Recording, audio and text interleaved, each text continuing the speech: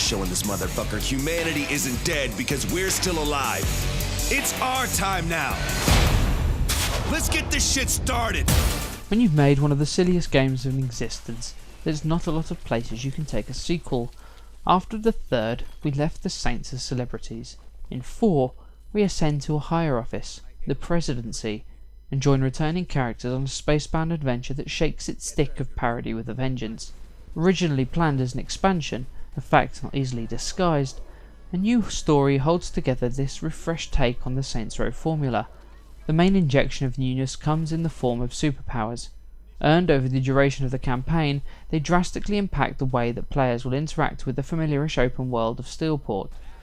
Aside from the Saints Row games that have come before, the Matrix is a defining inspiration here.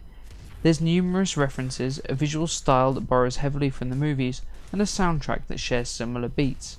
Even some of the powers, and the animations that accompany them, are lifted almost intact from the films. Like most open world games, players can follow the linear path of the main story, or deviate off the beaten track and indulge in side quests. Along with some of the more outlandish story missions, it's in these extracurricular activities that the amount of variety present on the disc reveals itself. Some are throwaway efforts that won't hold much attention, but other minigames provide quality entertainment.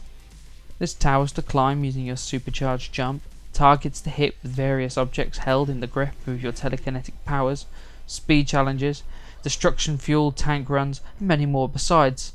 Most are fun, but the quality is variable. The outrageous costume options return, and you can dress up in all manner of ridiculous outfits. You can tinker with the face, gender and physique of your character, and there's also a selection of different voices on offer, including that of Nolan North. Great voice work is complemented by a very good soundtrack. A country where we are free to pursue our interests and follow our dreams. From a visual perspective, things don't really move on too much. The inclusion of superpowers and lasers gives the game a distinctive feel when compared to its predecessor, but it's still running on the same engine. There are plenty of neat little touches, sections that scream retro, and purposeful moments of distortion.